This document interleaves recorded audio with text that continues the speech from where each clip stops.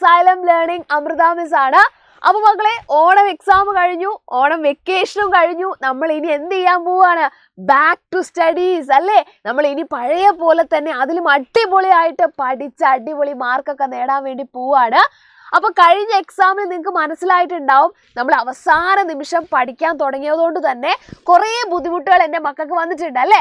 അപ്പോൾ ഈ ഒരു തവണ ഇനി വരാൻ പോകുന്ന എക്സാം, പാനൽ എക്സാം ആയിക്കോട്ടെ, ക്രിസ്മസ് എക്സാം ആയിക്കോട്ടെ, നമ്മൾ അങ്ങനത്തെ ഒരു ബുദ്ധിമുട്ട് വരാതിരിക്കാൻ വേണ്ടി അടിപൊളിയായിട്ട് നമ്മൾ എന്ത് ചെയ്യണം? ആദ്യം മുതലേ പഠിച്ചു തുടങ്ങണം അല്ലേ?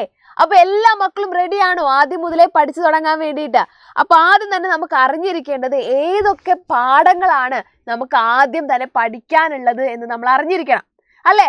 അതിൽ 2 പാഠങ്ങൾ മിസ് ഇവിടെ കാണിക്കാം.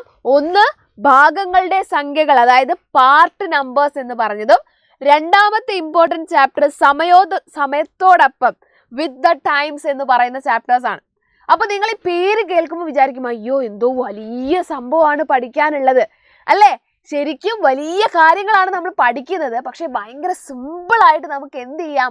പഠിക്കാൻ വേണ്ടി പറ്റും.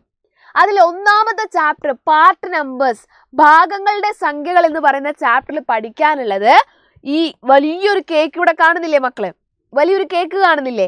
ഇതിനെ മിസ് എന്ത് ചെയ്യാണ്? ഭാഗങ്ങളാക്കുവാണ്. ഇവിടെ നോക്കിയേ, മിസ് ഈ കേക്കിനെ 2 തുല്യ കഷ്ണങ്ങളാക്കി മുറിക്കുകയാണ്.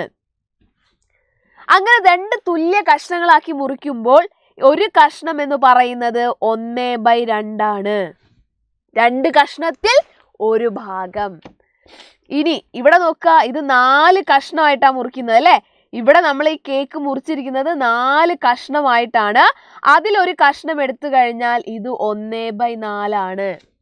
എന്തെങ്കിലും ബുദ്ധിമുട്ടുണ്ടോ? ഇങ്ങനെയുള്ള പാർട്ടുകളെ കുറിച്ച് പഠിക്കുന്ന ചാപ്റ്റർ ആണ് പാർട്ട് നമ്പേഴ്സ്, ഭാഗങ്ങളുടെ സംഖ്യകൾ എന്ന് പറയുന്നത്. ഇവിടെ നോക്കുക, ഒരു കേക്കിനെ 3 കഷ്ണമാക്കി മുറിച്ചു, അതിലൊരു ഭാഗം കളർ ചെയ്തു. ഈ ഭാഗം എന്ന് പറയുന്നത് 1/3 ഭാഗമാണ്. എന്തെങ്കിലും ബുദ്ധിമുട്ടുണ്ടോ? ഈസി അല്ലേ? അപ്പോൾ ഇതാണ് ഒന്നാമത്തെ ചാപ്റ്റർ. നമുക്ക് എക്സാം കഴിഞ്ഞതിന് ശേഷം നമ്മൾ പഠിക്കാൻ പോകുന്ന ഒന്നാമത്തെ ചാപ്റ്റർ ഇതാണ്.